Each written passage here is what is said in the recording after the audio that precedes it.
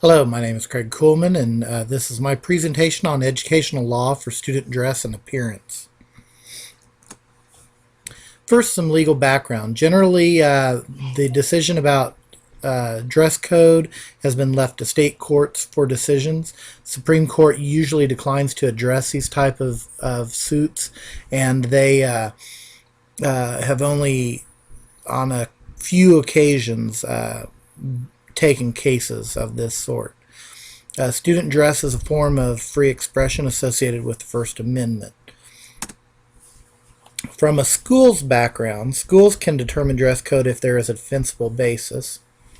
Fashion or taste cannot be the only factor, and schools must establish a reasonableness for their rules. From the student's background, dress and appearance are a form of self-expression, and their dress and appearance usually reflects their culture, values, personality. However, there are a lot of ways in which schools have justifiable reasons that they are allowed to have dress codes for students. This would involve situations where dress or appearance causes material or substantial disruption to schooling. In other words, is it a disruption to the educational process, to the things going on in the school? Also, situations where health or safety are affected. Instances of this would be if there's long hair or jewelry around dangerous equipment, unhealthy cleanliness of clothes or the hair or the body. Also, situations where undue attention is caused toward a student's anatomy. Clothes that are too showy, for instance. Clothes that do not fit appropriately for the body. And also situations where clothing contains defamatory, vulgar, or inappropriate language or symbols, slogans, and such. If a school is going to develop a dress code policy, the developed policy should be approved by the Board of Education.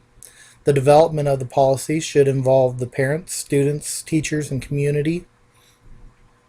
Courts will only support policies that are considered reasonable, and so oftentimes they will ask that policies be reviewed before they'll consider cases.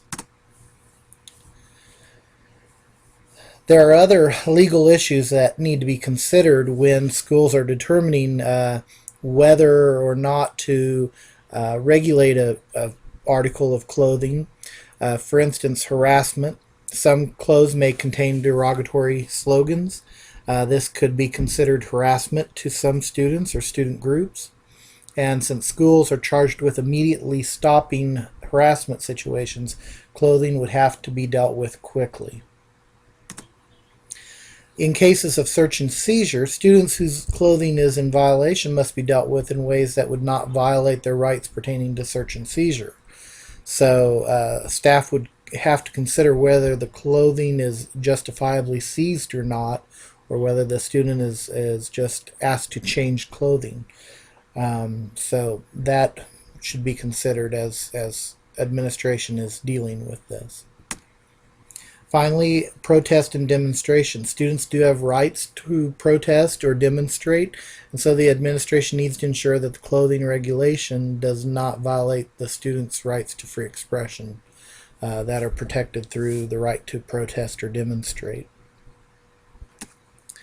And this is the bibliography. I referred to the Teacher's Pocket Guide to School Law as part of my research to this assignment.